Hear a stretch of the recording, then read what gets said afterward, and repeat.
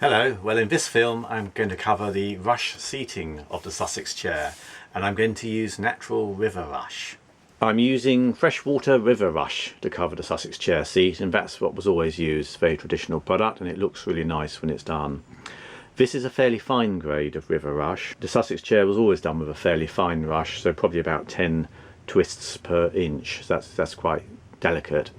Makes it actually quite a bit of some more fiddly, longer job, and the chair is generally quite a challenging one to rush, so I am probably sticking my neck out a bit here, but well, I'm up for a challenge and we'll give it a go. This is roughly a quarter or so of the rush I have available. I bought a bolt's 2.5 kilograms, and I believe it's probably enough to do a couple of chairs. I find this is the best way to soak the rush, so wrap it in polythene and then flood it.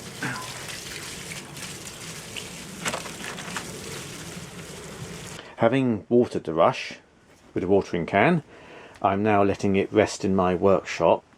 The important thing with this is to actually keep the rush as straight as you can and not to bend it or kink it at any point. So the tarpaulin is very useful for giving it a bit of sort of stiffness and rigidity, and also for carrying it inside outside, because you can support it in the tarpaulin rolled up, and that's quite effective. Well, one of the oddities of the Sussex Chair, of course, is it's got corner blocks on its seat, so one's going to weave around the edges of these blocks. Normally with a chair you'd sort of check for squareness and fill in, as I did on my other chair video where I'm weaving a seat. With this one you've got the corner blocks, so I'm going to be weaving around them. You'll see, you'll get the idea. Well, I'm making good progress with rushing the chair seat, and I've soaked my rush overnight and it's nice and pliable. It's not cracking as you work it, which is what you want. I've started it off in a standard sort of way, so just tying it to the side of the chair and then working my way round exactly as I do in the other video on rush seating a chair. I have found I'm taking far more effort to keep my rush at a consistent thickness, and that's paying off, because it's certainly going a bit better generally speaking. And the other thing I'm trying to do is keep the tension fairly even, so that then you get this little angle coming out where the rushes meet towards the centre. So a couple of really sort of little tips I suppose I'm finding as I get a little bit more experienced with this. He says, as it probably will go horribly wrong in a minute, but essentially, yeah, trying to keep it far more even in tension, trying to keep the tension so you get things not sort of sagging, keeping thickness as consistent as possible. And what I am doing, as I turn the rush and twist it, I'm trying to extract the air bubbles, because there's actually quite a lot of air in a bit of rush, and if you just sort of squeeze it along a bit, you take the air out, and that makes it easier to twist and turn and get a more consistent sort of thickness. So I think that's the other quite important little trick really. And then I'm trying to be more tidy with my cuttings off here, so I'm trimming them as I do them and trying to keep things as tidy as I can. So I'll carry on and see how it goes. The technique for doing this rush seating is exactly as in my other video, so I'm not really showing this in any great depth, but basically knot in pieces as you go along. Try and get the air out. So if I give it a little stretch like that, and then as always twist away from the corner where you are. I find it pays to try and sort of straighten it out as you're going along. So I'm just giving that twist and a sort of pull out. Check it's sort of roughly looking the same sort of thickness as its neighbour, and it's the same pattern, so going underneath, over the top, underneath, over the top. So I've got enough to do this bit, but I'll have to add in another length in just a minute. So again, twisting away from the corner, trying to keep it all as straight as I can. Now where it gets a bit sort of twisted ahead of where one's working, it's worth untwisting. And I find it's worth trying to manipulate it into the corners to get a nice even corner coming out here. So again, you see that's now coming up, go to the front, and it's the same idea again. So it's I find some of these rushes I've got are actually a bit mucky underneath. They're muddy at the base. So I'm cutting off more with some of them. And you can cut as you go along, or you can just cut when you get towards the end. Doesn't really matter. Again, same idea, twisting away from the corner that you're working on. And again, trying to stretch it out as I do it.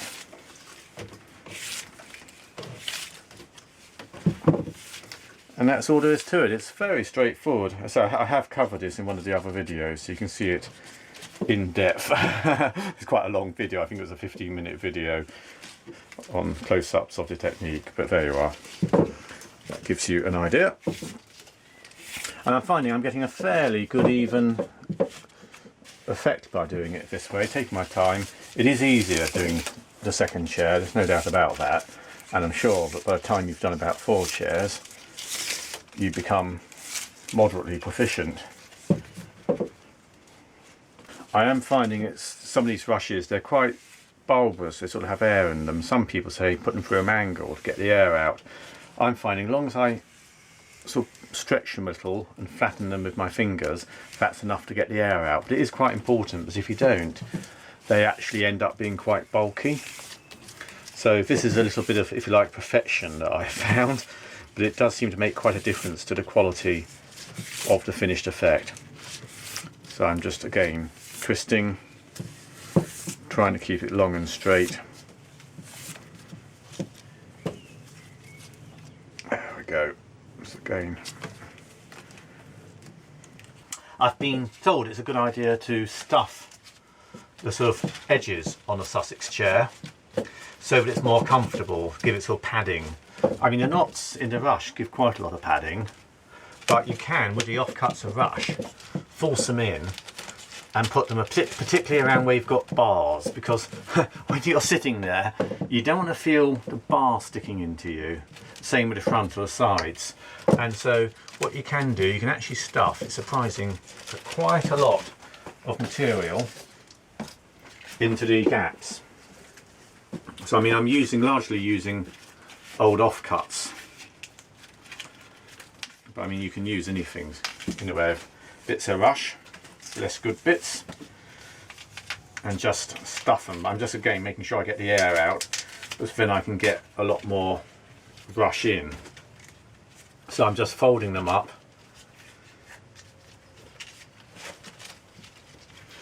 and stuffing it to give a bit of padding.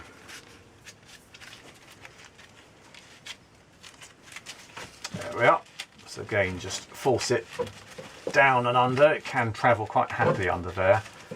It gives a bit more. Get that a little bit more. What I have found is I can use a little tool to force things down a bit, really pack it in.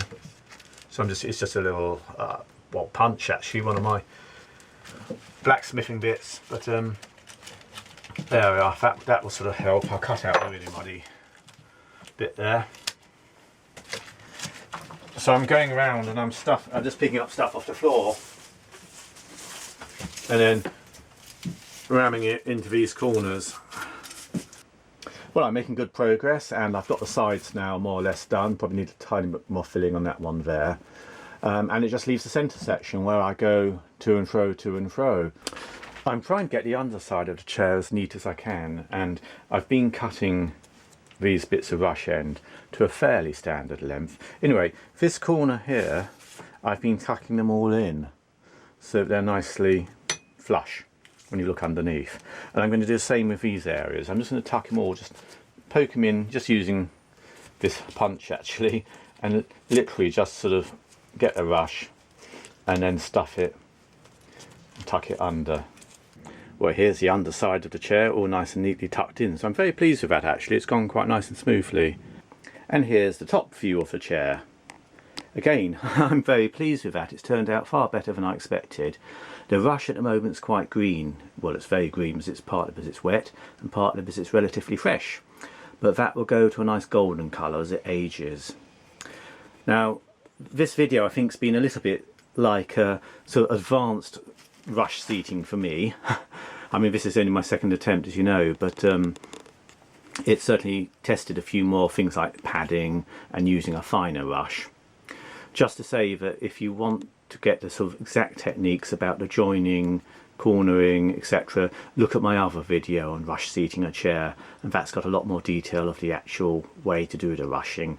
Anyway, hope you've enjoyed this one, and well, I think the next bit of the video now, it's going to be getting those arms on the chair and then giving it all a good polish up.